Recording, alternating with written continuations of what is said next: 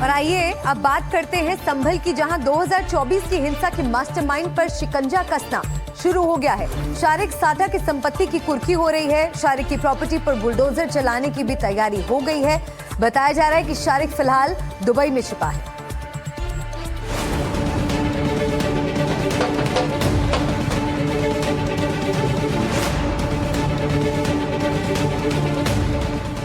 संभल हिंसा का मास्टरमाइंड, शारिक साठा पर शिकंजा, शारिक साठा की संपत्ति कुर्क। पुत्र सायक हुसैन निवासी मोहल्ला पजाया, दीपासराय, थाना संभल, जिला संभल के विरुद्ध धारा 25 BNSS कुर्की की कार्रवाई हेतु आदेश जारी किया गया है। उक्त आदेश के अनुपालन में अभियुक्त शारिक उर्फ साठा उपरोक्त की चल अचल संपत्ति को माननीय न्यायालय CJM संभल स्थित चंदोसी के आदेश के अनुपालन में कुर्क किया जाता है।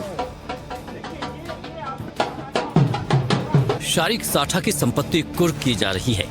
शारिक साठा जो संभल हिंसा का मास्टरमाइंड है, उसके घर कुर्की की कार्रवाई करने पुलिस और राजस्व विभाग की टीम पहुंची। संभल के जिला न्यायालय से मंगलवार को आदेश जारी होने के बाद पुलिस प्रशासन की टीम गठित कर दी गई थी और अब ये कार्रवाई की जा रही है। वो जो संपत्ति है, जो मेरे सहयोगी कैमरामैन दिखा रहे हैं, वो शारिक साठा की संपत्ति है, जो आज जो कुर्की की कार्रवाई की जा रही है अधिकारियों के द्वारा। देखिए जिस तरह से जो तमाम जो पुलिसकर्मी है किस तरह से दिखाई जो दे रहा है, सुरक्षा को लेकर के तमाम भारी पुलिस फोर्स तैनात कर दिया गया है। जगह जगह पर सुरक्षा को लेकर के भारी पुलिस फोर्स है। सुरक्षा व्यवस्था को लेकर के तमाम फ्लैग मार्च भी निकाला गया था और उसी को लेकर के आज जो शारिक साठा की जो संपत्ति है उसकी कुर्की की कार्रवाई की जा रही है। इस तरह से ढोल बजाकर संभल हिंसा के मास्टरमाइंड शारिक साठा की संपत्ति कुर्क करने की कार्रवाई हुई। देखिए आज ये शारिक साठा के जो आवास है उसकी कुर्की की कार्रवाई प्रचलित है और उस संबंध में हम लोग जो है आवश्यक पुलिस ब्रीफिंग जो है वो कर रहे हैं इस समय। अभी जैसा निर्देश प्राप्त होगा इसकी कार्रवाई जो है शुरू की जाएगी। NDTV ने शारिक साठा के परिवार से भी बात की। परिवार का कहना है कि शारिक साठा 9 साल से यहाँ कभी आया ही नहीं। कभी पुलिस की तरफ से आपको नोटिस दिया गया था? सर 2 बार आई तो है, मगर ऐसा तो कुछ हमें अंदाजा नहीं हो पाया। क्या कहना चाहेंगे जो इस तरीका से जो कार्रवाई गिरी? नहीं, अब क्या कह सकते हैं सर। अच्छा, कब से शारिक साठा नहीं रह रहा है यहाँ पर? वो तो 9-10 साल से बाहर है सर। हमें पहले यहाँ रहते थे? नहीं, यहाँ नहीं रहते थे सर। वो उनका तो वही मकान है। अच्छा, वही मकान है? जी सर, यहाँ पर तो वो कभी नहीं आए। अच्छा जी, हमारी शादी को हो गए 19-20 साल, मगर यहाँ पे तो वो कभी नहीं आए। अब हम ये कहना चाहे, हमारे उसमें से जारी गया था, हमारा तो वही दिल दुख रहा है। अब तुम हो, तुम्हारे उसमें से कोई लेगा तो आपका दिल दुखेगा नहीं दुखेगा? कितना पुराना ये संपत्ति है? कितने दिन से बना? मेरी शादी को 20 साल हो गए यहाँ पे। हमारी डोली यहाँ उतरी थी, इनकी शादी को 18 साल हो गए, इनकी भी यहाँ उतरी थी डोली। शारिक साठा के घर की कुर्की के दौरान भारी पुलिस बल की तैनाती रही।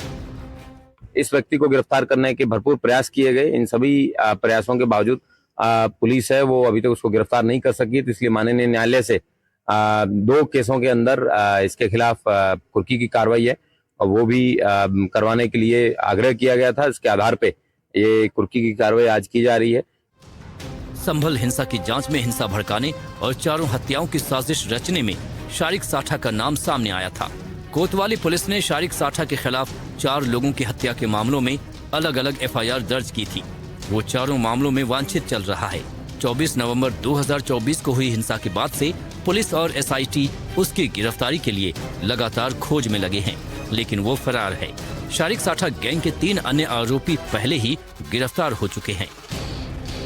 शारिक साठा कौन है, इसके आपराधिक इतिहास के बारे में भी आपको बताते हैं। शारिक साठा संभल हिंसा का मास्टरमाइंड।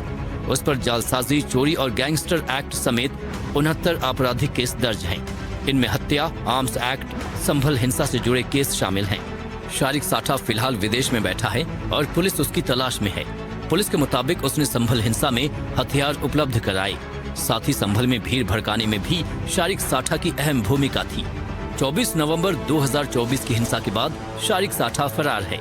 उसके गैंग के 3 आरोपियों को पकड़कर पुलिस पहले ही जेल भेज चुकी है। कोर्ट के आदेश न मानने पर उसके खिलाफ और मुकदमे भी दर्ज हुए हैं। कुछ महीने पहले कोर्ट ने कुर्की की चेतावनी का वारंट जारी किया था। इसके बावजूद शारिक साठा ने सरेंडर नहीं किया। कोर्ट के आदेश की अवहेलना को गंभीरता से लेते हुए SIT ने उसके खिलाफ 3 और मुकदमे भी दर्ज कराए हैं और इसी सिलसिले में संभल पुलिस शारिक साठा के मकान की कुर्की करने की कार्रवाई करने पहुंची। Bureau report, NDTV India. और इस बीच एक बड़ी खबर आपको बता दें, खुफिया एजेंसियों के सूत्रों के हवाले से खबर है कि 26 जनवरी पर आतंकी हमले का अलर्ट है। देश के बड़े मंदिर, बड़े शहर आतंकियों के निशाने पर हैं। इसके मद्देनजर दिल्ली में सुरक्षा बढ़ाई गई है। ये बड़ा खुलासा आतंकियों के कोड नेम से हुआ है। सूत्र बताते हैं कि इस साजिश के पीछे पाकिस्तानी आतंकी है। इंटेलिजेंस एजेंसियों को जानकारी मिली है कि आतंकी देश के कई हिस्सों में 26 जनवरी से पहले बड़ी आतंकी साजिश को अंजाम देने की फिराक में है, जिसे कोड नेम 2626 दिया गया है। इस सीक्रेट कोड 2626 का मकसद है 26 जनवरी यानी गणतंत्र दिवस से पहले बड़ी आतंकी साजिश को अंजाम देना। अलर्ट के साथ साथ दिल्ली पुलिस ने अलकायदा के मोस्ट वांटेड आतंकियों के पोस्टर लगाए हैं। इन आतंकियों से बड़ा खतरा है, ये आतंकी दिल्ली में हमला कर सकते हैं।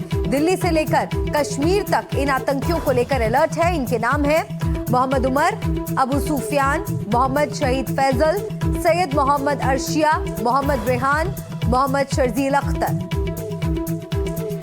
और ज्यादा जानकारी दे रहे हैं हमारे संवाददाता मुकेश सिंह सेंगर। 26 जनवरी और देश में बड़े आतंकी हमले का इनपुट। इसी को देखते हुए दिल्ली पुलिस ने अलग अलग आतंकी संगठनों के आतंकियों के पोस्टर जारी किए हैं और इन्हीं में अल-कायदा के वो 6 आतंकवादी हैं जो मोस्ट वांटेड हैं। दिल्ली पुलिस ने पूरे दिल्ली में तमाम जगहों पर इनके पोस्टर लगाए हैं और इनके बारे में जानकारी मांगी है। आप देख सकते हैं कि दिल्ली के कनॉट प्लेस के इलाके में इन 6 आतंकवादियों के पोस्टर लगे हैं। इनमें पहला नाम है मोहम्मद शर्जील अख्तर का। ये यूपी के संभल का रहने वाला है और 2016 में ये देश छोड़कर भाग गया था। तब से सुरक्षा एजेंसियां लगातार इसकी तलाश कर रही हैं। ये देश में कई आतंकी हमलों की कॉन्स्पिरेसी में शामिल है। दूसरा नाम है मोहम्मद रेहान का। ये दिल्ली के चौहान बांगर का रहने वाला है और ये भी भागा हुआ है और इसके बारे में जानकारी ये है कि ये भी कई आतंकी हमलों की कॉन्स्पिरेसी में शामिल है। तीसरा नाम है अबू सुफियान का। अबू सुफियान झारखंड का रहने वाला है। अभी कुछ महीने पहले दिल्ली पुलिस ने झारखंड में एक बड़े ऑपरेशन को अंजाम देकर झारखंड से अल-कायदा इन इंडियन सबकॉन्टिनेंट के कई आतंकवादी गिरफ्तार किए थे और ये आतंकवादी उसी मॉड्यूल का हिस्सा है, लेकिन फिलहाल ये भागा हुआ है। चौथा आतंकी है सैयद मोहम्मद अर्शिया। ये झारखंड का रहने वाला है और ये भी इसी मॉड्यूल का हिस्सा है और ये भी भागा हुआ है। पांचवा नाम है मोहम्मद शहीद फैजल का। ये कर्नाटका का रहने वाला है और बेंगलुरु कैफे ब्लास्ट में इसका नाम सामने आया था। ये भी काफी लंबे समय से एब्सकॉन्डिंग कर रहा है। छठवां नाम है मोहम्मद उमर का। ये तेलंगाना का रहने वाला है और ये भी देश में कई आतंकी हमलों की कॉन्स्पिरेसी में शामिल रहा है। तो दिल्ली पुलिस ने इन 6 आतंकवादियों के पोस्टर दिल्ली में तमाम जगहों पर चस्पा किए हैं।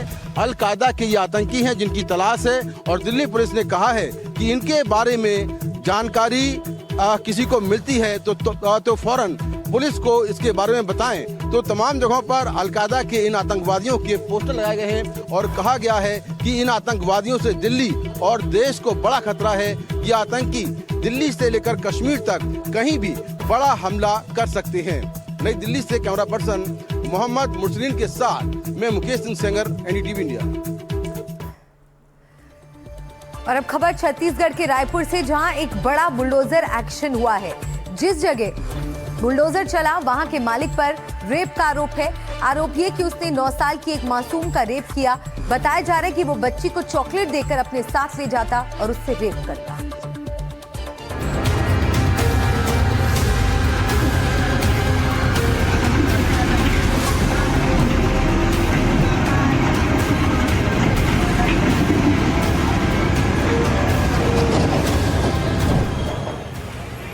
ये तस्वीरें रायपुर की हैं, जहां एक ऐसे शख्स को गिरफ्तार किया गया है जिसने एक मासूम के साथ हैवानियत की हदें पार कर दी।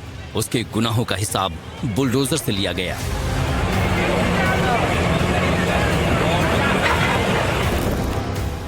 वीडियो में दिख रहे इस शख्स का नाम है अब्दुल सज्जाद अंसारी।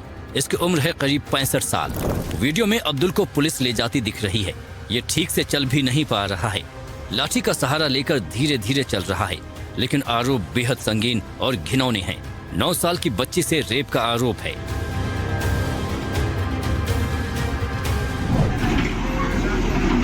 मामला रायपुर के सिविल लाइन थाना क्षेत्र का है।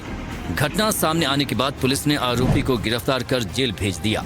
इसके बाद नगर निगम ने आरोपी के अवैध निर्माण को जमींदोज कर दिया।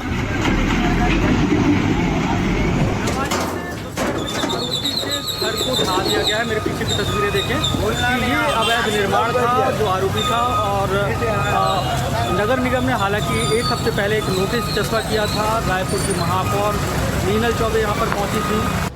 आरोप है कि 9 साल की बच्ची का रेप किया। आरोपी बच्ची को चॉकलेट देकर अपने साथ ले जाता। घटना का खुलासा तब हुआ जब नहाते समय बच्ची ने दर्द होने की शिकायत अपनी चाची से की। 12 जनवरी की सुबह घर में बच्ची दर्द के कारण जमीन पर लेटकर रो रही थी। तभी बच्ची की चाची उसे नहलाने के लिए ले गई। तभी सारी बातें सामने आईं। बच्ची ने बताया कि वो मारने की धमकी भी देता था, जिसके बाद परिवार ने तुरंत पुलिस से संपर्क किया। बुधवार सुबह सुबह प्रशासन के बुलडोजर पहुंचे और आरोपी की दुकान को गिराना शुरू कर दिया। 7 दिन पहले ही नोटिस चस्पा कर दिया गया था। आरोपी अब्दुल सज्जाद अंसारी की शहर के एक मोहल्ले में एक दुकान है जहां वो चूड़ी बेचता है। दुकान में चॉकलेट, टॉफी जैसी दूसरी चीजें भी रखता है। आरोपी ने बच्ची को यही सब खाने का लालच दिया था। आरोप है कि 7 जनवरी से 11 जनवरी के बीच उसने कई बार बच्ची से गंदा काम किया। बचपन पर प्रहार करने वालों को आज दंड मिला है और हमारी आत्मा को शांति मिला है। हमने अपने कर्तव्यों का निर्वहन किया है। ये कार्यवाही ऐसे लोगों के लिए चेतावनी है जो छोटी बच्चियों के प्रति ऐसी कुत्सित मानसिकता रखते हैं। तुष्टीकरण की राजनीति हम नहीं करते। इस प्रकार की घटना पे जो भी शामिल होगा और जो भी ऐसी कुत्सित विचारों वालों का होगा, उन पे कार्यवाही सुनिश्चित है। फिलहाल आरोपी को पकड़कर जेल भेज दिया गया है और उसके ठिकानों पर बुलडोजर चला दिया गया है। रायपुर से जुल्फिकार अली और नीलेश त्रिपाठी के साथ ब्यूरो रिपोर्ट, NDTV इंडिया।